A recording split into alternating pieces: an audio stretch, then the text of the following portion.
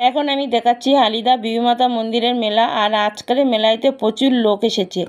আর আজকের আমরা কারেন্টের নাগরদোলা চলবো, সেই জন্য টিকিট কাউন্টারে চলে গেলাম।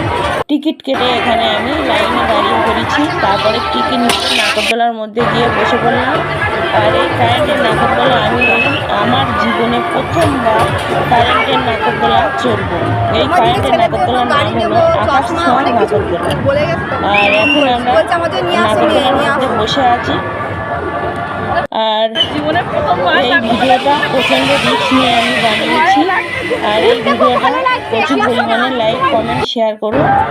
আর এখন আমরা নাগরদোলার মাথার উপরে একদম উপরে উঠে বসে আছি।